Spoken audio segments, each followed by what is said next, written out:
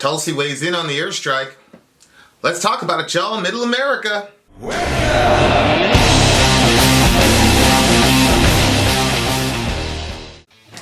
Okay, so during the fireside last night, this actually came up. Somebody said, what's Tulsi Gabbard's take on it? I was checking her Twitter account, and at the time she hadn't released a statement or anything like that. But here she was on Fox News. I just saw it come up. So we're basically going to watch this video together. I'm assuming she's going to set up and talk about her opinion about what's going on. So let's check it out. Good morning. Aloha. Aloha indeed. We know that you were having a town hall there in New Hampshire last night when this news broke. What do you make of the president's order to take out Soleimani? This was very clearly an act of war by this president without any kind of authorization or declaration of war from Congress, clearly violating the Constitution. It further escalates this tit for tat that's going on and on and on, will elicit a very serious response from Iran and pushing us deeper and deeper into this quagmire. And it really begs the question, for what? What are we trying to accomplish? What is the end state and the goal here? Look, I've said for a long time that going to war with Iran would make the war in Iraq and even Afghanistan look like a picnic. It will be far more costly and devastating in American lives and in taxpayer dollars. And I don't believe the American people want to go to war with Iran. They understand how serious this is. Well, I'm not sure that I necessarily agree that this is an act of war. Look, and if it is an act of war, a very, very good argument could be made that Homeboy initiated the act, and the Iranians at some level have to be held accountable. One of the things I think that's curious to me that she's not mentioning is, what's the accountability on the Iranian side? This guy shows up, there's an attack on our embassy, contractor dies. Where are they accountable? There's got to be some accountability on both sides. You can't just say that this was an act of war and unconstitutional, yada yada yada. I think you're going to have a very, very hard time making a case that this is some actual official declaration of war. This is a guy who was hostile to our interests. He was there, and he just so happened to occupy a role in a state, in a hostile state. But that doesn't necessarily become the equivalent to an act of war. So I disagree with Tulsi there. However, there's nobody I respect more in foreign policy than Tulsi. And so that's a question I'd like answered. What exactly are we trying to accomplish necessarily by killing this guy? In my mind right now, the only thing that it accomplishes is Trump telling the whole world, this is not Benghazi and I'm not Obama, right? Like, if you mess with us, we're going to hurt you. This seems more like, American saber rattling than anything else, which, if that's the strategy, fine. If Trump is trying to communicate to the world that he won't hesitate to kill you, whoever you are, if you mess with America, then that's fine. I mean, we saw in the previous administration multiple times when Obama would threaten something, or multiple times when the Iranians kidnapped our sailors and had them crying on camera and all the rest of it, and Obama did nothing. Which actually I thought, even as much as my pride as an American was wounded in that situation, I'm glad that Obama didn't kill 500 people, which, was it Ted Cruz was talking about? If I was president, this would never happen, yada, yada, yada, yada, yada. So the Iranians have a long history of poking the bear and poking us in the eye, Tulsi. And so I don't think you can call it an act of war. Was it an act of war when the Iranians seized our sailors and put them on camera and violated the Geneva Convention? Was that an act of war? So I disagree with that. I don't think it was an unconstitutional. I mean, look, he's the commander in chief. If there's a hostile guy, then and we just had an hostile action a couple days prior, and the dude's strutting around in Baghdad, then he gets what he gets. However, again, that's a very, very good question that Tulsi brought up, which I didn't think through. And obviously I was reporting on it yesterday, like an hour after it happened. But that is a good question. What the hell is his strategy? I'm pretty certain that Trump believes he's going to win by a landslide in 2020. I'm going to watch. I don't know if Tulsi's going to go with this whole silly conspiracy theory that this is some sort of whack the dog situation because he's worried about the Ukraine nonsense.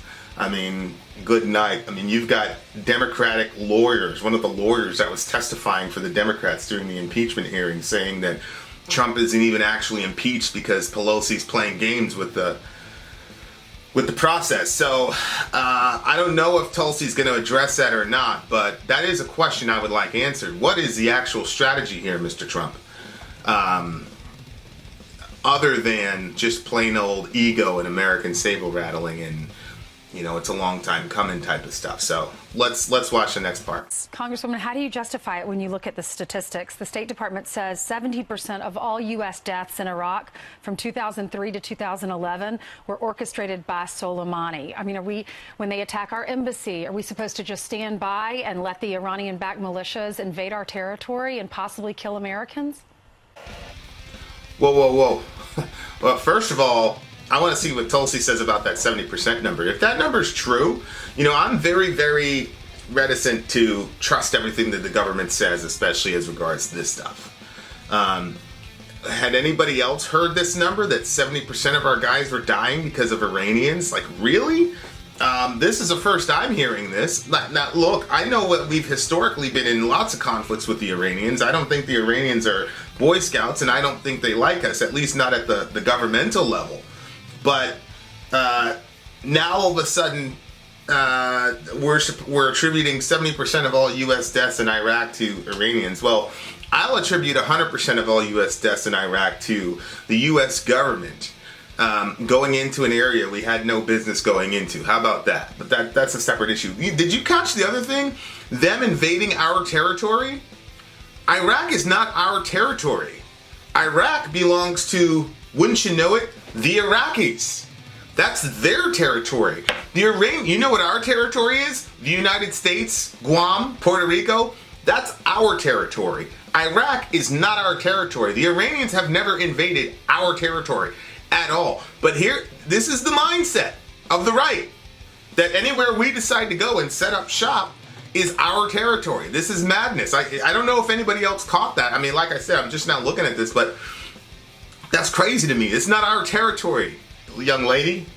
Good night. There's this meme going around. I'll post it if you can find it, but it was like, the Iranians have obviously declared war on us because they set up their country around all of our bases. These United States bases all over the place. This is the language of imperialists and emperors and people who belong to an empire. That wherever the sole of your foot touches, the Lord your God has given you the ground. Well, I'm sorry, but we're not in the Old Testament. We don't get to just go around and set up shop in an area and call it our territory. That is madness. But that's kind of a tell. This is what the right believes, that we can just go anywhere we want and we can set up shop and hey man, it's our spot. Let's see if Tulsi catches it. Yeah, no, look, there is no question about how evil this guy is. No one should shed a single tear for his death.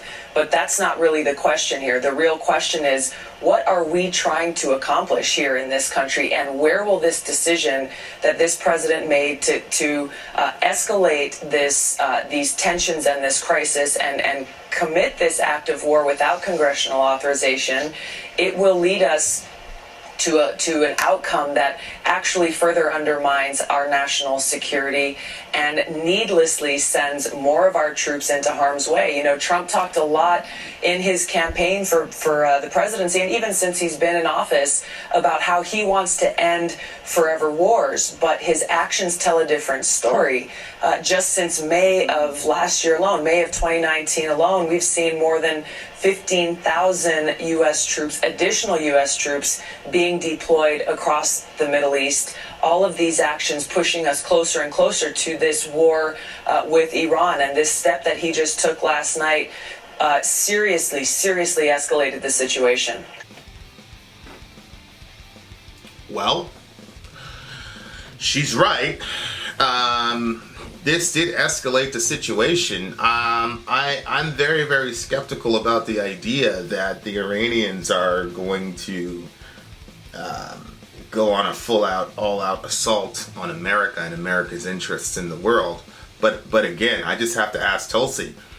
The Iranians have been aggressors against us on multiple occasions. Like I said, I mean, I don't know if this is going to get brought up, but they had our sailors, put them on TV, violated the Geneva Convention. We got all those guys back, but everybody just moved on like nothing happened. And then we had this basically Benghazi type situation a couple days ago. Like this idea, oh, the Iranian, now people aren't safe from the Iranians. We were never safe from the Iranians. We were never safe. So they've been doing, like I said, they've been doing this poke the bear nonsense for a while now, and I do not believe that this is going to result in a large-scale war with Iran. I just don't. Like I said, Trump showed a lot of restraint during the drone thing, and I commended him for it. I thought that was great. And I think it's now time for the Iranian government to show some restraint and realize that, you know, you get what you get, and realize that with this particular president, you can't do the poke the bear thing. I hope he does that. I don't believe that at the ground level, we had a middle American here that's actually from Iran, and he basically said, none of us are crying for this guy. I mean, who knows? Maybe this guy was the chief warmonger in that cabinet. Maybe, you know, like I said yesterday, the Iranians have to issue a press release and say, we're gonna, you know, do X, Y, and Z, because you have to do something like that. But what they're actually gonna do, I'm not sure. But again, Tulsi's asking the question, what's the overall strategy here? And you'll notice that the commentators aren't saying anything, which means they have no freaking clue. And so what you're seeing here is a debate between the big picture versus what's in front of you. What's happening right now, especially on the right, is a lot of people are emotional because we've still got Benghazi trauma. And so they're like, hey, this is a good thing, yada, yada, yada. And she's saying, okay, what is the chess move here? What is the move 5 moves down the board? Which, you know, a lot of people have brought up, but haven't articulated it as directly as Tulsi has. And there's 3 of them. It's 3 on 1, and you got folks in the earpiece. What is the strategy? And again, it just seems to me, especially when you look at the tweets from Donald, Trump's son, and Donald himself, where, you know, Trump puts up the American flag, and then, you know, Trump Jr. talks about open up a can of whoop ass, blah, blah, blah. It just seems to be the strategy is just American bluster. Just, hey, we're America, don't mess with us. Well, you know, I think there's different ways to accomplish that end. I mean, apparently this guy was in a convoy. He could have done a snatch and grab, right? He could have sent Dev Crew down there and done a snatch and grab. Of course, it would have been extremely dangerous to do and pull off, but I think the silence here from these 3 indicates that they have no freaking clue about what the strategy is at all. So, good on Tulsi. She didn't address the whole our territory thing. And, you know, I think everybody is united in the sense that this was a bad guy. He hurt us a lot. Like I said, I don't know about the 70% number, but I do know he was a bad dude. He hurt us a lot. And so he gets what he gets. Like, nobody feels bad for this dude. I do feel bad for his family, because at the end of the day, I'm sure he's got a family that loves him and cares about him. But, you know, when you enter that type of life, man, you know, none of these guys expect a natural death, right? So when you look at their influence in Iran, when you look at in Syria, when you look at Iran's influence in Lebanon, when you look at Iran's influence in Iraq, when you look at their influence throughout the region, and now their pursuit, covert and overt, of a nuclear weapon, are you comfortable with us just pulling back and watching, just sitting in the stands and saying, pass the popcorn? Yeah, no, I think we need to figure out why and how we've gotten to this point where Iran has a much greater level of influence and presence in Iraq and Syria, as you mentioned. It was because of our regime change wars in Iraq and Libya and Syria that we've seen these countries turn, Iraq and Syria especially, turn more towards Iran for help and for assistance, strengthening their partnerships and allowing for Iran to gain far greater influence and presence in many different respects in these countries. Mm-hmm. Well, as I noted yesterday, Iran is the largest Shia state on the planet. And Lebanon, Hezbollah are Shia. Syria is Shia, Bashar al-Assad. And there are massive Shia groups in Iraq. And so when we had the second Iraq invasion and we deposed Saddam Hussein. Now, Saddam was not extremely religious. His main concern was maintaining power. So Shia or Sunni, he was able to basically balance that out. But again, as you saw, when ISIS, which is a Salafist Sunni group, started in Syria, you had Hezbollah and the rest of those guys fighting ISIS. And so the power gap that was created because of the second Iraq war, which then gave rise to Al-Qaeda and ISIS, which then made everybody turn to Iran because they were the largest Shia state for money, arms, and help. This guy, I'm pretty sure it's open source, Soleimani, was instrumental in fighting ISIS. So she's right. She's right about that. I mean, she's not going to go into the weeds about the Shia and Sunni situation, but that's what's happening. That's what happened. The Lebanese, the Syrians, and the when these guys are watching all these Shia soldiers getting mowed down by ISIS, they're looking to Iran and saying, "Hey, you got to do something about this." And then when they do and they help, then Iran is going to come off looking pretty good, and they're going to have a lot of consolidated power, and the folks that look to them for help are going to owe them. So, we've got to take responsibility for this.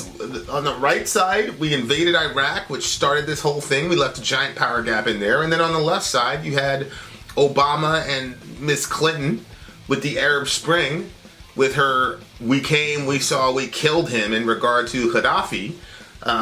We took part in the same silliness in Egypt, and then we tried to take the show on the road to Syria, and Bashar al-Assad said, I'm not going to end up like that dude. I'm not going to end up like Gaddafi. And that's the difference, is that Bashar al-Assad had Iranians and Lebanese help. And so ISIS was not able to overcome them because they had to deal with that. They had to deal with the Kurds, and then they had to deal with, United States Special Forces. So, but again, Shia and Sunni are not going to be beholden to the United States, especially Shia. They'd much more likely hand that off to the Iranians. So she's absolutely right there. And you see these guys in Fox, oh, should we just sit there and eat popcorn, yada, yada, yada? Come on, man. Does anybody really believe that the Iranian state would ever detonate a nuclear bomb against the United States? Do you really think that? Really? Like, what have they shown you that indicates that they're at that level of aggression against us? Again, I pointed out the fact that they had our soldiers on camera, yada, yada, yada, but they did not kill them. And, with a guy that's perceived as weak like Obama, it's no question that Obama was perceived as a weak leader as far as the military goes, even though he drone bombed the hell out of people in Afghanistan.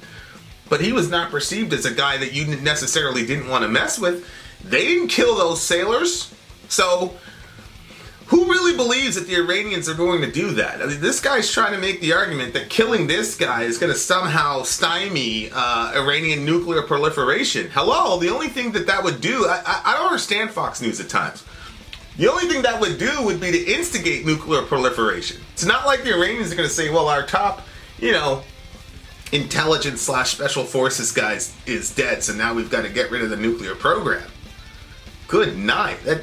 I don't even see that logic, but Tulsi answered very well on that one. Good for her. Really, the question that we need to ask ourselves now is, We have men and women in harm's way today in these countries, and what purpose are they serving? Originally, it was that they needed to go and to prevent another al-Qaeda insurgency, an attack and threat to the United States, to defeat these terrorists that attacked us on 9/11. That's the congressional authorization that our troops are there for. But really, what we're seeing now is that's not actually the case. Al-Qaeda is stronger, and it is becoming more clear that our troops are really there to fight against Iran. Once again, a war that Congress has not authorized. There has been no declaration of war against Iran, and I think that's a really important point. I think that was a response to the rocketing of our base and then the hitting our embassy. All right. Congresswoman, you mentioned Congress. Congress returns to work today. That's your other full-time job in addition to running for president.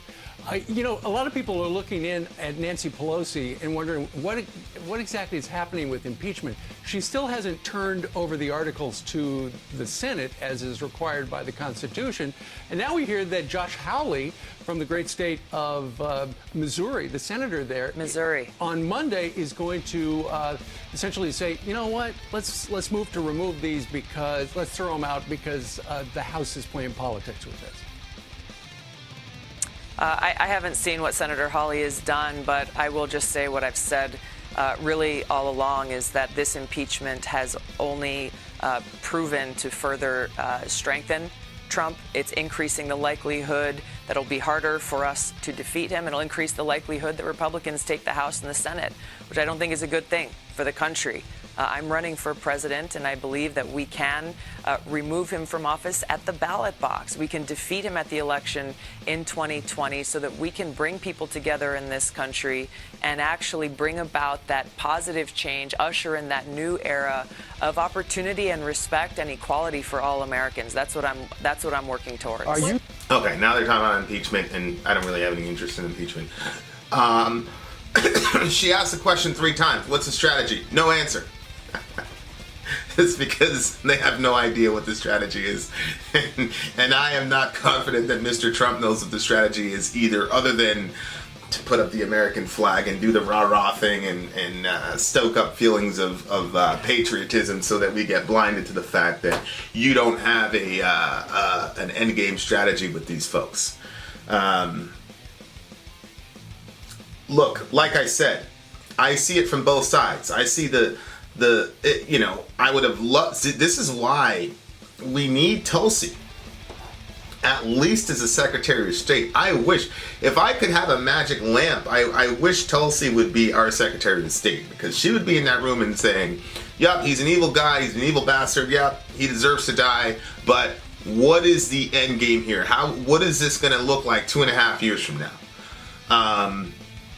Because I'm not sure that there are people in Trump's cabinet asking that question. Remember, Trump was the lone voice the previous time against bombing the Iranians because of the drone. Think that through.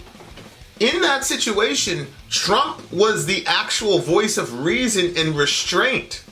So I'm extremely skeptical that anybody in his circle a day or two ago was asking the question that Tulsi asked 3 or 4 times, right? And maybe Trump's public persona and his private persona are different. Maybe he's a real calculating dude and we just don't know. But if he was the voice of reason 4 or 5 months ago, then there's going to be, you can bet your bottom dollar nobody was asking that question. What's the strategy here? It was, we have an opportunity, we're emotional, they attacked us, how dare they attack us, and now we're going to show them, how big the stick is, basically. Good for Tulsi. What I really appreciated about this interview is, one, Tulsi is a regular on Fox News, which I think is good. It's a good thing. For the life of me, I cannot understand folks on the left attacking Tulsi Gabbard. I do not get it. I don't. Hello? This is a person who's on the left wing who is a regular on Fox News, and these folks are getting exposed. Look, she went right into the lion's den and said, we need to beat Trump in 2020. Do you notice what she said about the House and the Senate? I think Tulsi's watching Middle America videos. because I said he's going to win in a landslide. He's going to take the House and the Senate because of this impeachment nonsense.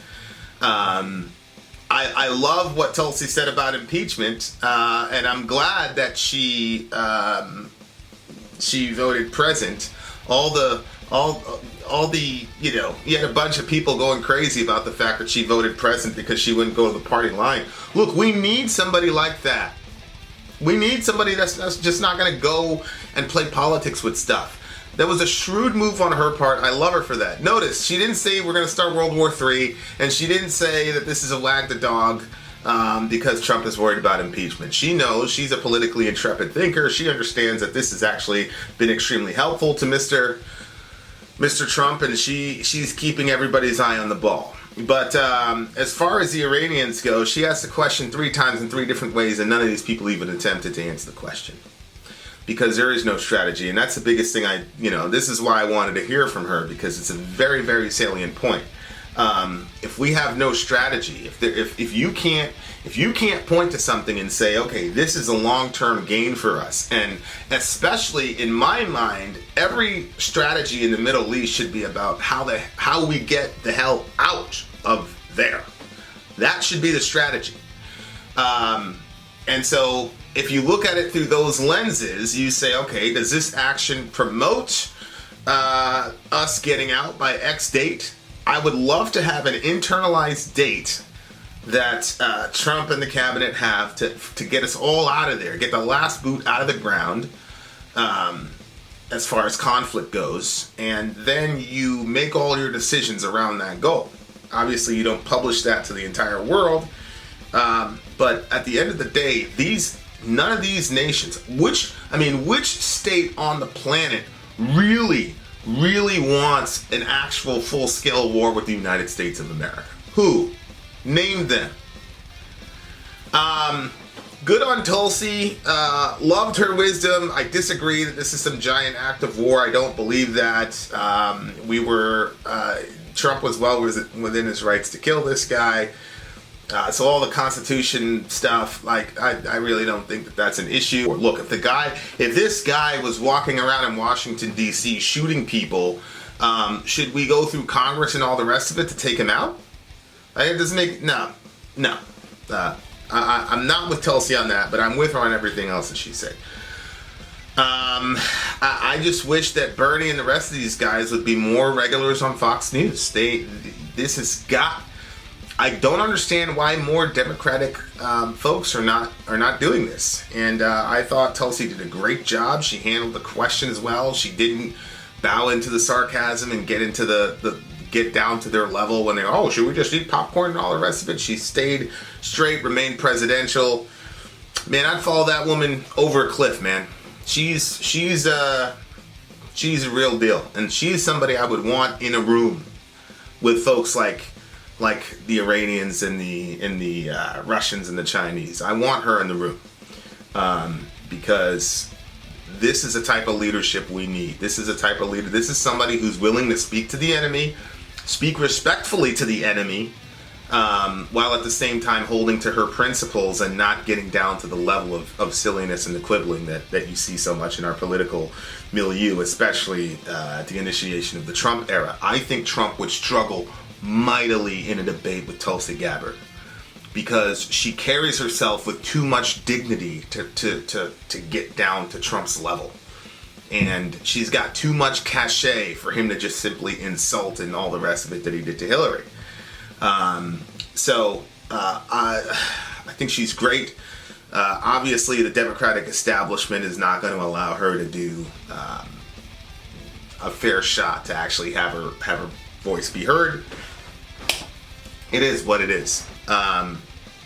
There you go, guys. I think all of us should follow Tulsi's example and speak to. Here's a project. Speak to, if you're a lefty, speak to a right winger about this, and vice versa, and be respectful and while at the same time, be firm in your convictions. Right? I think this is an example all of us need to follow. Anyway, guys, love your neighbor. Take care of each other. Middle America, we are the media. Until next time, guys.